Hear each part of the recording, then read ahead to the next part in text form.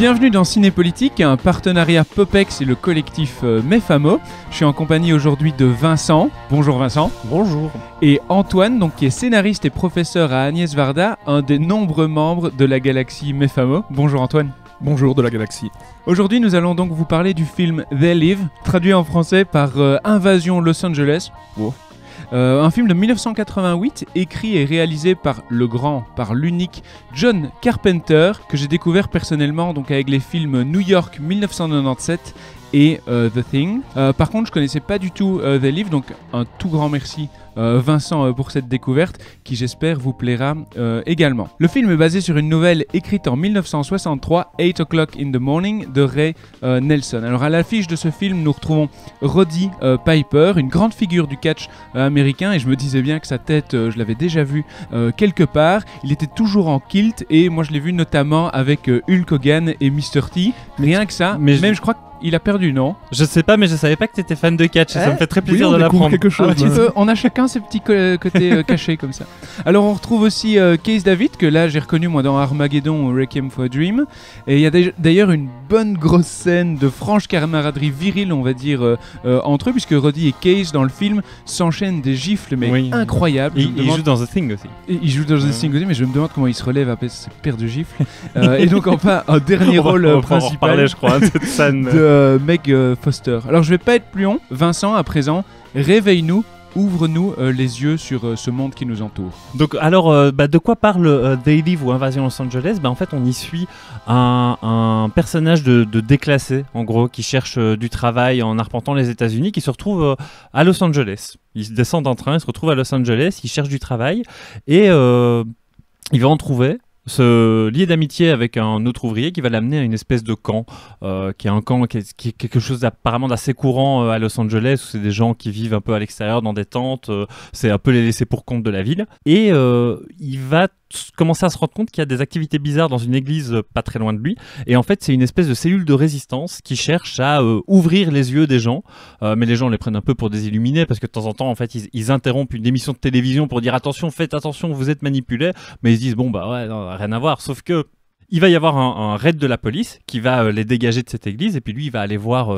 ce qui reste là-bas. Il va tomber sur une case de lunettes, des Ray-Ban exactement, oui, et il va les essayer une fois, la première fois, et puis quand il va les mettre, il va se rendre compte qu'en fait ça lui révèle une espèce de vérité sur la ville, et notamment sur tout un tas de messages publicitaires qui l'entourent en fait, qui au-delà des publicités, des émissions de télé, etc., il se rend compte qu'il y a des messages très consuméristes qui visent en fait à contrôler la population. Et alors oui, le plus important, les lunettes vont aussi lui permettre de révéler l'existence d'une espèce de race extraterrestre qui contrôle en fait l'humanité et les empêche de se développer concrètement. Important à dire que cette race extraterrestre, elle se cache également sous une forme. Les humains, elle se cache parmi les humains, c'est-à-dire que certains des humains sont en réalité des extraterrestres métamorphes, en tout cas cachés sous une. Et c'est ce que va permettre de révéler ces lunettes. Et donc, à partir de là, le personnage va un peu, j'ai envie de dire, péter une durite et va un peu partir en rébellion contre ce système. Moi j'ai tout de suite pensé à la fameuse phrase du « Ils sont là, dans nos campagnes ». Ils sont dans nos campagnes. Là ils sont pas dans nos campagnes, ils sont dans nos villes en l'occurrence. Dans nos villes. Alors une première, moi ce qui m'a marqué c'est vraiment cette scène d'introduction. On a une musique limite proche d'un western moderne finalement. Le ciel est très gris, on voit un vagabond comme tu l'as dit qui marche dans la rue avec son sac à dos, il a un cure-dent dans la bouche. Il y a toute une ambiance, tout un ensemble de stéréotypes, et c'est peut-être l'image que tu voulais aussi expliquer, Vincent, cette image de l'ouvrier qui va être mis en avant par Carpenter. Oui, tout à fait. En fait, c'est pas anodin que tu cites le western, parce que même dans la façon que Carpenter a de dévoiler son personnage, il y a une citation quasi directe en fait à du Sergio Leone en fait, parce qu'on te montre un train qui s'en va, et puis derrière ce train, un personnage est révélé. On pense immédiatement à Il était une fois dans l'Ouest, puisque c'est comme ça que le personnage de Charles Bronson est révélé. Et donc oui, la raison pour laquelle je voulais mentionner le personnage d'ouvrier, il y a deux choses en fait. Le premier aspect, c'est que ça c'est une figure qui a tendance à parcourir tout le cinéma de Carpenter dès ses tout débuts, dès ce que beaucoup considèrent comme étant son premier film, qui est Assaut. D'autres ont tendance aussi à considérer Dark Star comme son premier film. Mais pareil pour Dark Star, ce sont des routiers de l'espace, exactement. Donc c'est pas mal de retomber d'abord un petit peu sur ces deux films, mais en gros Dark Star, son premier film qui est son film d'étudiant, il veut faire un film de science-fiction, notamment parce qu'à peu près tout le monde à cette époque-là a été marqué au fer rouge par le film de Stanley Kubrick 2001, puisque voilà, c'était une façon de montrer de la science-fiction complètement incroyable. Et lui, il dit, ok, on va faire pareil, sauf qu'à la place, je vais montrer des queendom, je vais montrer des gens normaux, je vais montrer des routiers, en fait. Et son film suivant, donc Dark Star va être terminé, puis avoir le succès modeste qu'on lui connaît avant de devenir culte. Et quelques années plus tard, il fera donc un film de siège qui s'appelle Assaut, donc où on montre une bande de laissés pour compte assiégés dans un commissariat par une bande de voyous. Ils vont devoir se défendre. Et là aussi, ce qui te montre, c'est un petit peu les rebuts d'une société dans un commissariat qui a pour vocation d'être désaffecté. Donc il y a déjà tout un concept en fait derrière ces films-là. Oui, même le personnage de flic quelque part est presque déjà déclassé. Exactement. Également. Ouais. Exactement. Et donc ça va parcourir un peu tout le reste de sa filmographie. Et donc là c'est important puisque alors qu'il filme Los Angeles, on pourrait dire qu'il allait montrer sa facette la plus glorieuse, mais non, là aussi il prend le parti pris de montrer celle que le reste du cinéma, ou en tout cas que la ville n'a pas forcément trop envie qu'on montre. Et il y a aussi autre chose, et c'est pour ça que c'est très important que ce soit un ouvrier, et pas juste un ouvrier, c'est que c'est un ouvrier vagabond. C'est qu'il a un côté sans-abri, en fait, ce personnage. C'est qu'en fait, la ville de Los Angeles, et surtout dans ces années-là, a un vrai problème de sans-abri, de SDF. Et d'ailleurs, ça continue à l'heure actuelle. Je crois même que c'est pire là maintenant que ça n'était dans les années 80. Et donc, d'où l'intérêt pour Carpenter de montrer cet aspect-là. Donc, il y a aussi un positionnement politique, alors on peut dire, par rapport à cette image du vagabond. Comment peut-être, Antoine, ce film va être réceptionné dans cet univers politique américain ? Ça, je laisserai plus Vincent répondre, mais je peux dire, par exemple, d'où Carpenter vient par rapport à ça. L'envie politique du film, c'est que c'est un des films pour lequel Carpenter dit clairement c'est un film politique, c'est probablement mon film le plus politique, là où pour d'autres films il s'en défend plus, même si on peut toujours y voir effectivement malgré tout un positionnement, un regard sur les États-Unis. Il a quand même toujours posé un regard sur son pays, mais Carpenter, c'est assez intéressant, c'est un naïf qui croit fermement, et il le dit lui-même qu'il est naïf, il croit fermement toujours dans les États-Unis. C'est pour lui le meilleur système malgré tout. C'est intéressant parce qu'il y a de ce que tu dis, ça évoque un dialogue dans le film. À un moment, les deux personnages principaux expliquent que j'ai foi dans les États-Unis et l'avenir sera radieux, tandis que l'autre lui répond non, c'est impossible, on est pauvre et on restera pauvre. Tout à fait. Et je pense que John Nada, donc le personnage principal, qui de façon intéressante s'appelle Rien en espagnol, Nada. Donc déjà, ça nous augmente ce sentiment d'un personnage qui est déclassé. À préciser que le nom vient déjà directement de la nouvelle, le personnage s'appelait aussi Nada dans la nouvelle. Mais donc Carpenter est un grand naïf qui croit fermement dans les États-Unis, mais il est vraiment scandalisé par les années Reagan. Là, soudainement, la vision naïve qu'il avait, c'est un peu fissuré, même beaucoup fissuré. C'est-à-dire que tout d'un coup, le rêve américain se dévoilait dans toute sa nudité, c'est-à-dire tout était fait pour le fric, rien que pour le fric, et surtout, certains allaient se servir sur le dos des autres par rapport à cette question-là. C'est-à-dire que le rêve américain n'était plus accessible pour tous, c'était surtout ceux du dessus qui se gavaient. Et c'est clairement ce que le film nous montre à travers son invasion extraterrestre, c'est qu'il y a un truc important, c'est que l'invasion extraterrestre, c'est pas n'importe qui est extraterrestre, c'est surtout la haute, oui, c'est les surtout riches, les puissants. C'est ça, les riches, les puissants, tout le système médiatique et politique est vraiment dirigé par cette classe extraterrestre cachée. Et là où le film est super clair dans ce message-là et dans ce côté, c'est les années fric de Reagan, quoi, c'est que l'un des messages qui m'a le plus frappé la première fois que j'ai vu et qui continue de me frapper, c'est en dehors du fameux Obey que tout le monde connaît, c'est le moment où il regarde à travers les lunettes des billets de dollars et il est marqué « This is your God ». Donc ceci est votre Dieu, et qui je pense symbolise vraiment ce message-là, quoi. Et il y a plusieurs injonctions comme ça: consomme, reproduis-toi, obéis, non à la pensée libre. Alors peut-être que je me trompe, mais si on peut boucler aussi la boucle, Reagan était lui-même aussi acteur de cinéma, a aussi fait des westerns, donc on a une boucle comme ça qui intervient dans l'histoire. Alors peut-être que je me trompe également, mais moi en regardant le film, je me remémorais quand j'étais plus jeune avec mon frère et qu'on regardait aussi L'Arme Fatale avec mon frère.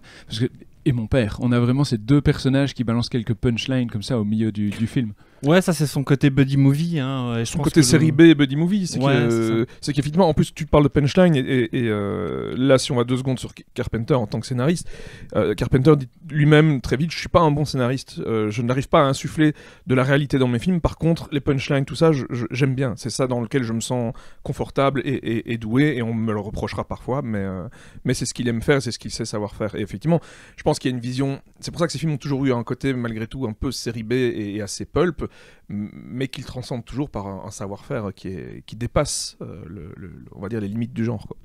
Alors, les personnes qui mettent les lunettes et qui voient la réalité, ils vont être critiqués par les autres, par leurs concitoyens, par le pouvoir en place. On va les qualifier de fous, d'illuminés, mais aussi de communistes.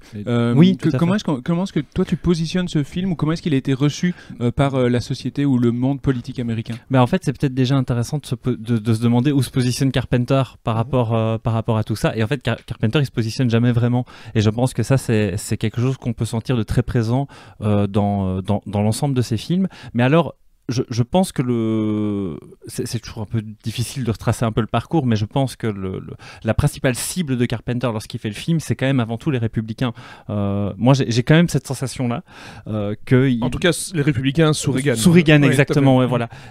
Et que donc, c'est un peu eux qui cherchent à critiquer en disant, regardez comme ils vous contrôlent, à un moment, sortez un peu la tête du fion et voyez ça. Mais sauf qu'il est tellement jusqu'au boutiste dans son traitement, que je crois que par rapport à certaines exactions du personnage principal et la façon qu'il a de se comporter dans le film, et notamment son positionnement par rapport aux armes ou des choses comme ça, la prise de main armée, je pense que ce qui s'est passé, c'est qu'il s'est aussi un petit peu mis à dos une partie des liberals américains, et que donc au final, le film, en termes de perception politique, il a jamais su trouver son public, quoi. Mais il y a un truc très important aussi dans la perception politique et dans ce qu'il dit, c'est que si on divise effectivement entre libéraux et républicains, il y a quand même un moment donné précis où on nous dit aussi que beaucoup de laissés pour compte, beaucoup de personnes qui sont très certainement, on ne cite jamais aucun camp politique dans le film, mais qui serait certainement plutôt dans le camp plus liberal à l'américaine. On nous dit aussi que même quand ils ont appris, parmi les rebelles, certains des rebelles ont rejoint de toute façon notre camp parce que c'est plus safe, parce que le fric est là, etc. etc. Donc, d'ailleurs, le film montre également des véritables humains qui trahissent. C'est ça, très précisément. Oui, c'est ça qu'il pointe. Et je veux dire, ces véritables humains ne sont pas spécialement dans un camp plus que dans l'autre. Donc je pense qu'il critique également finalement une certaine couardise politique, sans doute. Et ceux qui se vendent, c'est ça. Après, il y a une petite anecdote aussi qui est peut-être peu connue, c'est qu'au tout début, Ronald Reagan a d'abord rejoint les démocrates et puis il a changé pour aller chez les républicains, et on retrouve quand même dans ce film c'est un peu cet amalgame entre finalement c'est pas tant les républicains et les démocrates, c'est plutôt les puissants, les riches. C'est un système politico-médiatique. Mais de toute façon, ce que tu pointes là, c'est très intéressant parce que c'est finalement le même système de l'affaiblissement du système politique de l'intérieur, comme Macron l'a fait, qui n'est soi-disant ni de gauche ni de droite. Finalement, ce que Reagan a fait là, c'était déjà cette espèce de dynamitage de l'intérieur d'un système politique. Alors, je voudrais revenir sur un autre élément, c'est dans le film aussi, on voit toujours un parallèle entre le monde, le ciel qui est gris, rempli de buildings, il y a de la pauvreté, ils vivent dans des camps, et à l'inverse, on voit des télévisions, un peu plic-ploc dans le film, où à la télévision, c'est toujours des belles publicités, tout est beau, les femmes sont maquillées, elles présentent des vêtements, des robes longues, et on voit certaines personnes à des moments de ce film qui sont comme hypnotisées ou totalement absorbées par cette télévision, et ça me fait penser que tu voulais, Antoine, aborder la question de la méthode d'Howard Bernays qui peut être présente à travers ce film également. Ouais, je vais peut-être être un milli-poil long, donc vous pouvez m'arrêter, mais je pense qu'il est important de faire un petit point sur qui est Edward Bernays, parce que il est quand même à la base d'énormément de comment dire, de la façon dont on a détourné le système démocratique, ou même presque de la façon dont on l'a mis en place dans l'esprit des gens dans l'Occident déjà du XXe siècle, et qui nous accompagne, qui est un système qui nous accompagne encore maintenant. Donc Bernays, c'est qui? Bernays, c'est l'inventeur d'une certaine façon de la public relation, c'est lui-même qui est venu avec le terme, et début du XXe siècle, Edward Bernays, il va être le premier à montrer aux industriels qu'en fait, on peut pousser les citoyens à désirer des choses dont ils n'ont pas réellement besoin. Moi, je me rappelle de lui à travers la publicité ou la mise en avant de la cigarette pour mincir. Tout à fait. Je vais effectivement y arriver. C'était pas pour mincir, c'était plus complexe que ça. Non, en fait, donc lui, il a montré aux industriels qu'on pouvait donc pousser les gens à avoir envie de ce dont ils n'avaient pas besoin, en associant donc des produits qui commencent à être fabriqués en masse à ce moment-là à leur désir inconscient.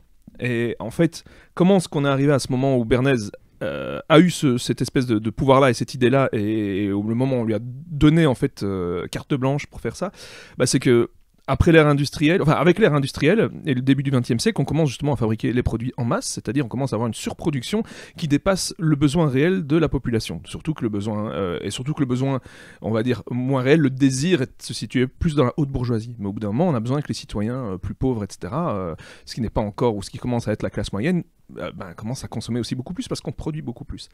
Et donc, on s'est rendu compte que, on a cherché quelqu'un qui pouvait aider le big business qui était en plein développement à changer les habitudes de consommation.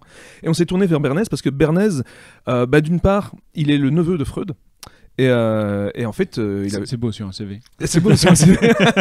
Et ben justement, tonton Siggy lui racontait beaucoup de choses sur l'inconscient. Il était en plein dans le développement de ces théories. Et donc il expliquait, c'était un des premiers donc à nous dire que l'être humain, en fait, il est inconsciemment dirigé par ses instincts, ce qui était tout à fait neuf et bousculant pour l'époque. Mais Bernays, ça le travaille beaucoup. Et avec la Première Guerre mondiale, il part aux États-Unis et il travaille un moment pour le président Wilson de l'époque et qui veut faire partir les États-Unis en guerre dans cette Première Guerre mondiale, mais qui ne sait pas du tout comment convaincre les citoyens d'aller se faire crever la panse à coups de baïonnette de l'autre côté de l'Atlantique, parce qu'à ce moment-là, on cherchait encore à expliquer d'un point de vue du gouvernement, à expliquer les choses de façon rationnelle, c'est-à-dire leur dire voilà, c'est bon pour le pays, c'est bon pour ceci, c'est bon pour l'économie, etc. Et Bernays est mis sur le coup et dit pas du tout. On va leur vendre l'idée que c'est bon pour la démocratie. C'est vraiment une question, il vend une idée, c'est-à-dire on va défendre une idée. Et en fait, ça va non seulement cartonner, mais en plus, quand ils arrivent en France, donc fin des années 10, ils sont, donc le président Wilson et Bernays, ils sont complètement ovationnés. C'est-à-dire que la France aussi, de l'autre côté finalement, alors qu'ils ont eu des tas de morts et des tas de morts pendant des années, ils sont complètement conquis par cette idée-là, les citoyens sont derrière eux, etc., etc.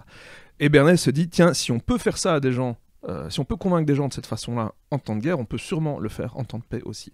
Et donc il commence à bosser de plus en plus pour les industriels et à trouver des solutions où il va lier l'instinct des citoyens à des produits. Et effectivement, un de ces grands moments, c'est ce qu'il a appelé lui-même les flambeaux de la liberté, c'est-à-dire que dans les fins des années 20, l'industrie du tabac est elle aussi confrontée au même problème, c'est-à-dire on se reproduit de plus en plus, mais on arrive à une limite de consommation. Or, les femmes fumaient très très peu, c'est-à-dire ne fumaient pas en public à cette époque-là, c'était une espèce de tabou, c'était mal vu, etc. Elles ne fumaient que dans le privé avec leur mari, mais du coup, elles fumaient forcément moins et pas aussi souvent que possible. Donc il y a presque la moitié d'un marché qui était inatteignable.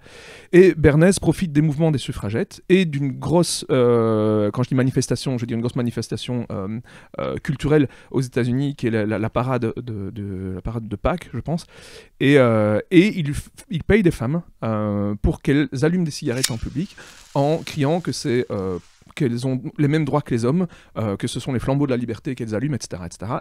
Mais ça s'enflamme comme une traînée de poudre. Allumer une cigarette et c'est un flambeau de la liberté. Exactement, exactement. Et donc c'est passé comme un geste féministe et un geste d'émancipation, alors qu'en fait c'était un geste totalement contrôlé dès le début par l'industrie du tabac.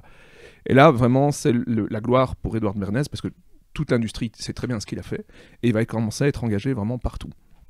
Et donc, il va vraiment développer, à mesure de ça, il va vraiment donc, associer progressivement le fait qu'un produit charrie une idée, et charrie finalement une forme d'expression. Et ça va changer complètement la face du monde et la face du rapport politique aux citoyens, parce qu'il y a derrière, il faut être bien conscient qu'il n'y a pas juste un souci économique, il y a un vrai désir du contrôle des masses. Que dès le début, Bernays vraiment prend en compte et fait comprendre aux politiciens également. Et donc on est rentré, il y a le documentariste Adam Curtis qui a fait beaucoup de films passionnants, dont Century of the Self, qui en parle beaucoup et qui est disponible sur YouTube. Adam Curtis, lui, voit ça comme le début de l'ère de l'ego consommateur. C'est-à-dire que tout d'un coup, on n'est plus avec des êtres humains et des citoyens qui sont animés par leurs besoins, mais ils deviennent animés par leurs désirs. Et la pub dont tu parles, qui apparaît au début de The Live, dans les 20 premières minutes, quand effectivement on a en plus des gens qui sont clairement des sans-abri qui regardent la télévision, on a une pub qui apparaît, et si je reprends les mots de la pub, c'est tout à fait cette idée qu'un produit est porteur d'une forme d'idée. Donc bienvenue à l'excès, donc c'est la collection d'automne d'un vêtement, bienvenue à l'excès avec cette collection d'automne qui va vous révéler une véritable liberté d'expression. C'est littéralement les mots utilisés. Et c'est vraiment la méthode Bernays appliquée littéralement en fait dans ce film. Et je pense que Carpenter connaissait effectivement tout ce parcours. Parce que très clairement, tout ce film n'est qu'une application littérale en permanence de ça, quoi. Ça me fait tout de suite penser à, quand tu me parles de démocratie, etc., moi je pense au Democracy Building, qui est utilisé aujourd'hui par les Américains également pour se promouvoir sur la scène internationale. Mais tu as des exemples, je peux pas m'empêcher, alors là c'est la télévision dans le film, mais je peux pas m'empêcher de me dire, il y a plein de liens forcément à faire aujourd'hui avec les réseaux sociaux, par exemple. Totalement, ouais. Oui, là c'est certain que tant dans le final d'un Los Angeles 2013 où Snake Plissken éteignait toute la technologie, que ici où finalement John Nada fait la même chose d'une certaine façon. Au final, il brise les filtres. Il brise une antenne qui en fait brouillait tous les signaux subliminaux cachés en dessous de ce que les humains et masquait l'identité véritable des extraterrestres. C'est ça, voilà, donc il meurt pour la liberté des autres. Il meurt pour la liberté des autres. Quel bel acte américain. Exactement. Un acte sacrificiel pur, là où Snake Plissken n'est pas là-dedans. Mais donc dans les deux cas, effectivement, Internet rentrerait encore plus en ligne de compte si Carpenter faisait ses films aujourd'hui, parce que finalement ces méthodes sont encore plus imprégnées, elles nous atteignent en permanence, j'irais 1 minute sur 2, tellement on est agglutiné à nos téléphones. Alors est-ce qu'on pourrait appeler ça du neuromarketing ? Ça renverrait aussi un peu, parce qu'on en parle beaucoup. Alors moi je sais que quand j'interviens en haute école de commerce, on parle de neuromarketing ou de marketing politique. Quand j'interviens en sciences humaines et sociales, j'appelle ça des techniques de manipulation. Donc on choisit les termes qu'on veut. Mais... C'est la même chose, oui. Mais effectivement, neuromarketing, finalement, c'est ce que Bernays a mis en place. Dès le moment où son oncle lui a raconté que l'humain fonctionnait à l'instinct et pas à l'intellect, le neuromarketing était déjà créé chez lui, quoi. Freud, toujours lui.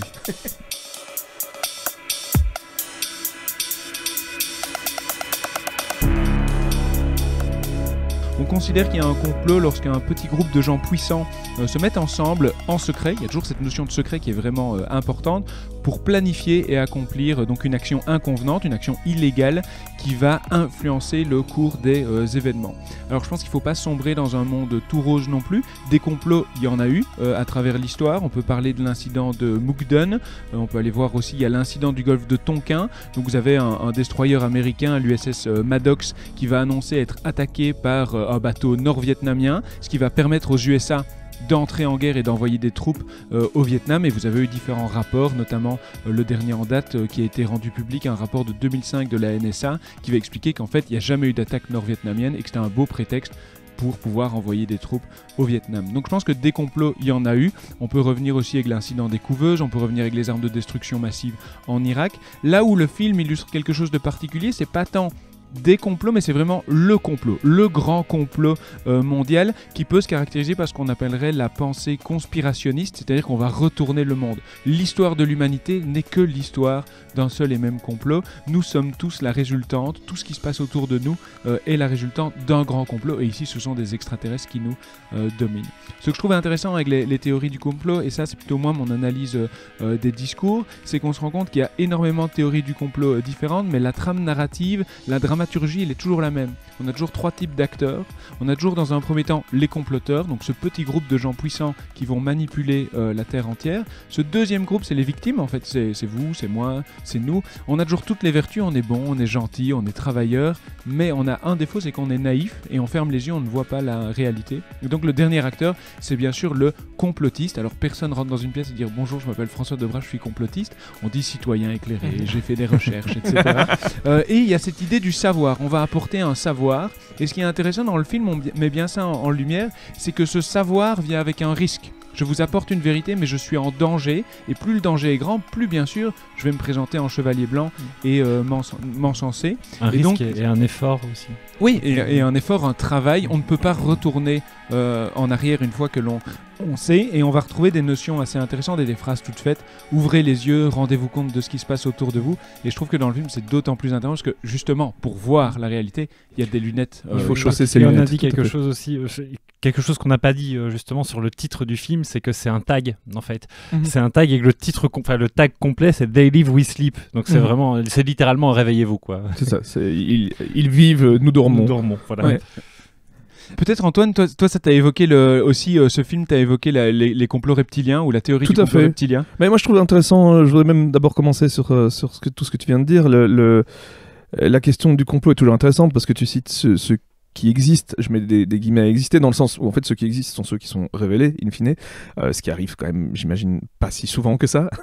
mais Tu es naïf, ouvre les yeux enfin Antoine. Non, le complot c'est un truc fascinant parce que moi je suis scénariste, donc de nature je suis complotiste, je pourrais facilement tomber dedans. C'est juste que j'ai appris à ne pas tomber dedans parce que d'une part on ne sait rien faire et d'autre part on ne saura jamais la vérité sur tout ce qu'on imagine. Donc pourquoi donc je me tiens à carreau de tout ça et c'est un mécanisme rassurant en fait, le complot, c'est-à-dire que c'est mettre du sens là où on en cherche. Alors forcément c'est facile, on commence à relier les points, etc. Et au bout d'un moment on est très rassuré, même si on a... C'est-à-dire que la peur qu'on avait avant, elle existe toujours, mais au moins elle est concentrée sur quelque chose. Oui, et si tu me permets 2 secondes, Ouais. en fait, ce que tu dis, ça renvoie à 2 biais qu'on peut tous avoir au quotidien. C'est les biais de conjonction et les biais d'intentionnalité. C'est-à-dire le biais de conjonction, on a tous été petits, nos parents nous ont dit qu'il fallait, pour retenir un poème, ou il fallait fermer les yeux et faire des liens entre les mots. Pareil pour les déclinaisons en latin, imaginez-vous une histoire, racontez une histoire. Et donc notre cerveau, il déteste en fait avoir des événements qui sont éparses les uns des autres, qui sont déconnectés les uns des autres, et il va les lier entre eux pour créer du sens.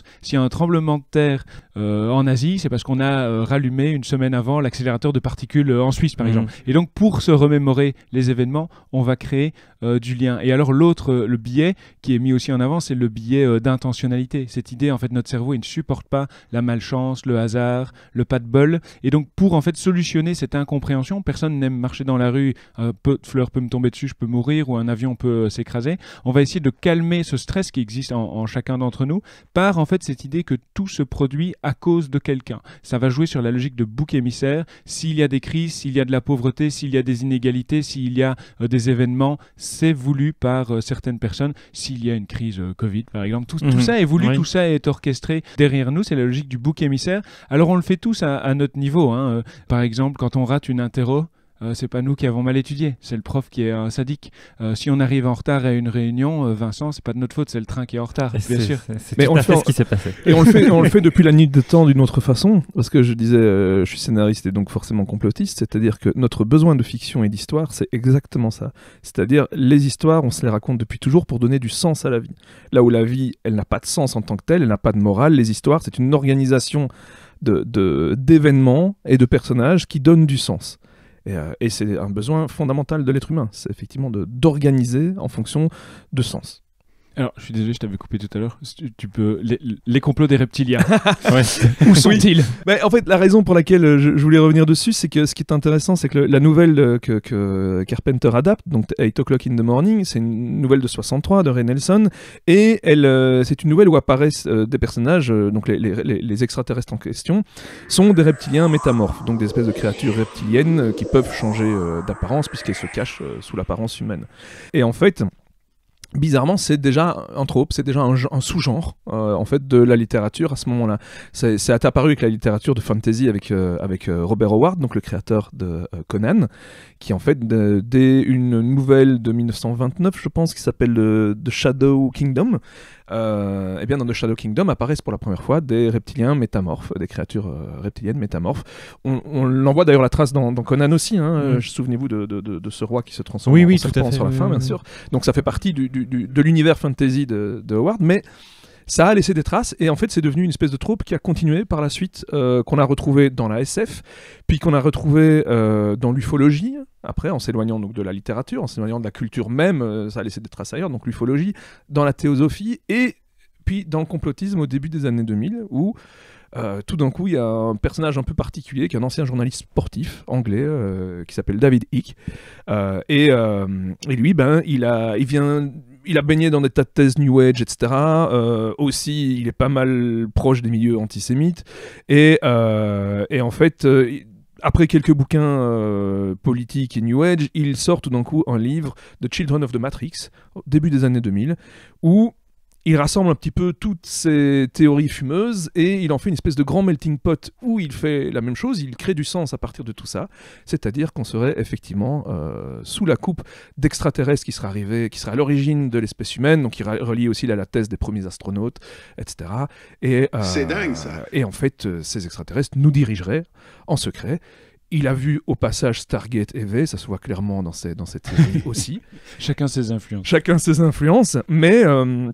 Et puis il relie tout ça à l'Antiquité sumérienne, pour faire joli. Et aussi, il nous rappelle que les Illuminati et finalement ces reptiliens, c'est chou vert et vert chou. Et puis en fait, ça a eu étrangement quand même un gros retentissement. Il y a pas mal de gens qui ont cru. Tout ça pour une bonne raison, celle que tu citais, c'est qu'on est face à ce que...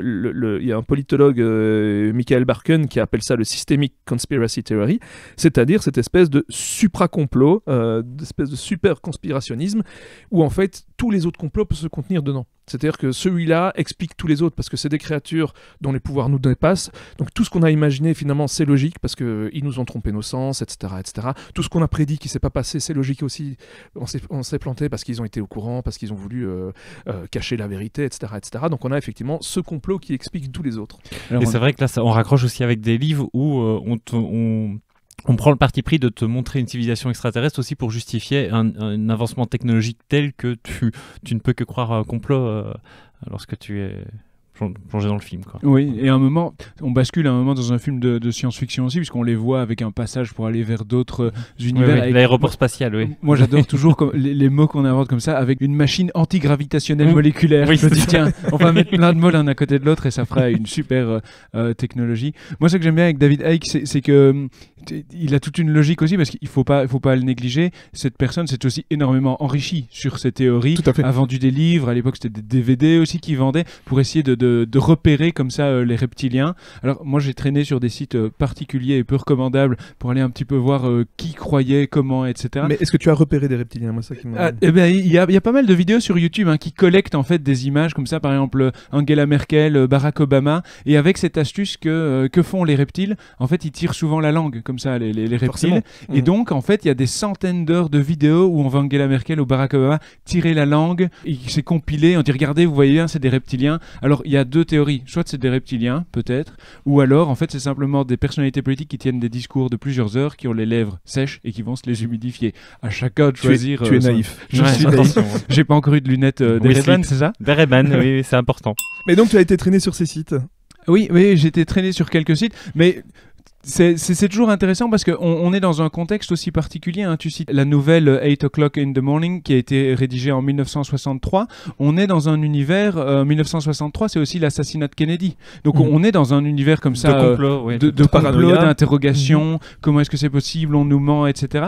Et tu citais un auteur, moi j'aime bien mobiliser un autre qui est Richard Hofstetter, qui est un historien américain, professeur à l'université de Columbia, qui va justement étudier le style paranoïaque et les théories du complot aux États-Unis dans différents ouvrages, et qui va questionner en fait ce positionnement de la société américaine par rapport à l'assassinat de Kennedy, par rapport à d'autres complots qui vont exister à travers l'histoire, et qui peuvent dans certains cas se cristalliser notamment à travers le Tea Party, un parti politique qui va jouer là-dessus, ou beaucoup plus récemment Donald Trump qui va aussi jouer sur les théories du complot pour avancer. Totalement. J'ai un autre exemple. Alors, on a cité un Britannique. J'ai un autre exemple, un Américain, c'est Alex Jones. Oui, tout à fait. Qui est aussi un animateur radio impliqué dans énormément de théories du complot le 11 septembre. Et moi, je voulais revenir peut-être sur le Pizzagate, qui est aussi un exemple phare. Et on peut faire des liens avec le film, même si c'est totalement anachronique. Mais on a vraiment cette idée de comment, en fait, la vision du complot ou la croyance de détenir la vérité peut transformer un personnage dans le film en un acteur qui va se radicaliser jusqu'à utiliser la violence comme finalité. Je peux tuer tout ce qui n'est pas humain. Je pose la question, est-ce que vous êtes humain? Si oui, alors je vous laisse partir. On voit un policier, finalement, il lui demande, et puis... il lui demande pas, en fait, il le voit grâce à ses lunettes. C'est là que le personnage est quelque part sauvé, un peu, au niveau de la morale du film lui-même, c'est qu'on se dit, lui, il lui laisse la vie sauve. C'est ça. Oui, et le Pizzagate, c'est ça. Donc c'est une théorie du complot, comme quoi des proches d'Hillary Clinton enfermaient des enfants dans le sous-sol d'une pizza. Et on va aussi avoir un mouvement qui va naître sur des sites comme avec Quanon, avec 4chan, etc. Et le 4 décembre 2016, il y a un homme qui va quand même rentrer dans une pizzeria, ça s'invente pas, la pizzeria Comet Ping Pong. Donc une pizzeria à Washington DC. Il va rentrer avec un fusil d'assaut, il va faire feu, il va vérifier s'il n'y a pas d'enfant, il trouve pas d'enfant, et il va se laisser prendre par la police en expliquant je me rends, j'ai pas trouvé de preuves. Donc on se rend compte comment en fait une simple histoire peut devenir un enjeu de combat et un enjeu de lutte. Et alors il y avait quelque chose par rapport... Il y a une scène qu'on n'a pas évoquée encore, qui est la fameuse scène de baston du film. Ah oui, la bah fameuse oui. scène de baston, tout à qui fait. dure 8 minutes. Elle est longue, hein. Oui, elle est longue. Et en fait, tout l'enjeu, de cette baston, c'est que le Roddy Piper, donc John Nada, cherche à mettre les lunettes sur le visage de son ami ouvrier dans le but de lui faire voir la vérité, et lui il a une réticence absolue à faire ça, et d'où en fait cette baston qui va durer super longtemps. Alors Et la, là- la réticence, elle a un sens dans le film, dans le sens où Roddy Piper est déjà cherché parce qu'il a Voilà, déjà c'est tiré ça. sur des gens. C'est ça. Donc effectivement, son ami, je crois que c'est Frank, refuse d'être vu en sa compagnie. Mais néanmoins, il y a un autre sens à la scène, mais je te laisse continuer. Oui. Ben, qui est simplement que là, il cherche à ouvrir les yeux des autres personnages, mais en leur forçant un peu en leur forçant la main, parce que effectivement, il y a cette espèce de réticence chez le personnage qui dit non, je peux pas croire à tes foutaises, t'es un rebelle, voilà. Donc ça c'est non. Et alors, il y a aussi une autre idée que je trouve géniale dans le film, qui est que c'est pas juste quand je disais que voir la vérité demande un effort, c'est que c'est souligné dans le film par l'idée que ça donne des migraines. En Oui. fait, il y a cette idée qu'à partir du moment où on commence à entreapercevoir la vérité, on se met à avoir mal à la tête. Et voilà, je trouvais que Moi, je l'idée trouve qu'il y a même un lien dans le film. Donc, il a mal à la tête et il le dit, c'est comme si on avait pris de la drogue. Et j'ai l'impression Ouais. que la drogue, c'est un thème important aussi dans le film, qui revient à différents moments. On voit la drogue où on est comme complètement affalé devant la télévision. On explique que une fois qu'on met les lunettes, c'est comme si on avait pris un gros shot, etc. Est-ce qu'il n'y a pas un lien à faire aussi quelque part avec cette idée de la drogue aux États-Unis pour endormir les masses ou Ah, bonne question, Non, je sais pas. Maintenant, je pense que Carpenter était un utilisateur de drogue. Ah oui dans le- Il n'a pas trop l'air dans Non, je dans sais ses pas, entretiens. je sais J'ai pas. l'impression que Ah ouais oui, parce que par exemple dans un entretien avec Marc Maron sur le podcast What the Fuck, Marc Maron fait pas mal de petits coups de coude sur le fait que lui il a fumé beaucoup d'herbe, etc. Ouais. Et Carpenter ne saisit jamais la balle au bon. Ah Donc, oui. Bah là, par exemple, pourquoi je dis ça, c'est parce que dans le commentaire audio de They Live, à un moment, il plaisante plusieurs fois sur le fait qu'ils auraient pu prendre la drogue et qu'il n'a pas partagé, ou je sais pas Ah, quoi. ok, Et donc, d'accord. et c'est Carpenter qui fait ces vannes-là. Donc moi, je D'accord, me dis, bon, à mon avis, c'est que il est Mais plutôt décomplexé sur ce sujet, mais Mais alors, j'ai jamais fait attention à cet aspect-là, non. Non, moi non plus. Parce que pour revenir au fait que ouvrir les yeux, c'est douloureux. En tout cas, voir la vérité en face est douloureux, c'est pénible et difficile. Moi, c'est ce que j'aime beaucoup dans cette scène de baston, c'est que, outre le fait que Carpenter se fait vraiment plaisir et nous fait plaisir parce qu'il est fan de catch depuis toujours, et qu'il a Roddy Piper, et que c'est l'occasion de faire Oui, une- c'est ça fait un peu de Voilà. testostérone aussi. Voilà, hein. Mais exactement. c'est surtout Et- des vrais mouvements de catch en fait qu'il montre. Hein, dans... Ok. Tout à fait. Mais c'est qu'aussi, en fait, la longueur de cette scène a du sens. C'est-à-dire qu'il est extrêmement difficile de vouloir ouvrir les yeux sur une vérité compliquée. Et c'est vraiment ce que cette scène raconte. C'est le refus absolu de Frank en face, finalement, c'est ça, quoi. Et Et donc- la destruction, ça va avoir de certaines amitiés, parce qu'on l'a vu aussi Bien avec toutes les théories oui, tout qui à ont fait. circulé sur, par exemple, la Sur le Covid, ouais. sur différentes guerres. On voit que les théories du complot peuvent diviser profondément des familles, isoler des individus et retourner comme ça une autre réalité qui ne nous permet plus d'entrer en contact avec nos proches. Complètement, on ne partage plus le même champ de réalité, effectivement. Et bon, ce qui est intéressant après, c'est que Carpenter, son film finalement, il peut complètement être assimilable dans les complotismes différents dont les théories qu'on a citées. Et en même temps, lui, ça vient d'un véritable mouvement et d'une véritable colère chez lui, qui C'est est ça que je de voulais s'être dire. trompé sur le rêve américain, Oui. et tout d'un coup d'avoir vu à quel point on la lui mettait profond, quoi, en Oui, fait. ce que je voulais dire, c'est Reagan. que c'est justement ça le film, c'est que c'est pas un film qui te parle de complot ou de complotisme, c'est pas un film qui te parle de complotisme, c'est un film qui te parle justement de cette réalité-là, parce que sinon il aurait instillé un doute sur est-ce que la réalité que voit John Nada est réelle ou pas. Là, ça ne fait aucun doute. Quand il met les lunettes, tu sais que c'est le vrai qu'il voit. Après, est-ce qu'il est conscient de la double lecture? C'est fort possible. Mais lui, ça part d'une espèce de... Ou peut-être qu'il n'est pas conscient de cette double lecture. À nouveau, rappelons que Carpenter dit « Moi, je suis quelqu'un de naïf » et qu'il l'assume vraiment.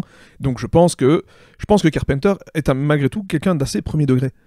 Et que son histoire, là, vraiment, c'est l'expression d'une colère, très très clairement. Moi, c'est une question que je voulais vous poser, parce qu'en regardant le film, c'était un peu cette interrogation-là aussi. C'est est-ce que finalement, on regarde un film complotiste ou un film qui utilise la trame complotiste pour mettre quelque chose d'autre, ou c'est un film qui va être récupéré par les complotistes?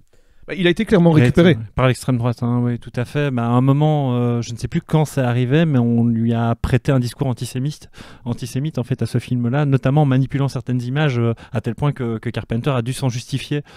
C'était assez récemment d'ailleurs, je ne sais plus quand.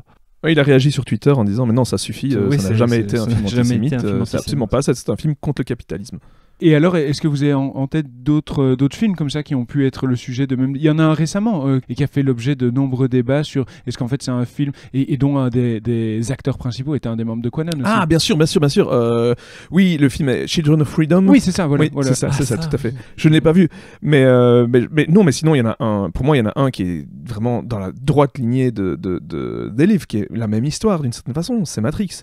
C'est exactement la même histoire. C'est tout d'un coup, tu prends quelque chose, quelque chose te fait voir une autre réalité qui est la vraie réalité et ton monde bascule totalement du jour au lendemain. Tu quittes la simulation. Tu quittes la simulation, tout à fait. Et les deux films se transforment en film d'action une fois que la réalité est vue. C'est-à-dire que y a quand même seul le combat est possible. Quoi. Oui. Et vraiment, à un moment, il y a une transformation vraiment dichotomique. Le bien contre le mal, les gentils contre les ennemis, le riche contre le pauvre. Mais le côté bien contre mal, de toute façon, là, on revient au système Carpenter complètement. C'est-à-dire que Carpenter, c'est toujours... Et le mal est toujours une espèce d'immense entité qui est extérieure et qui nous menace. C'est-à-dire qui est envahi, en fait. Qui se rapproche et qui envahit. Et qui nous englobe et dont on est à un moment prisonnier.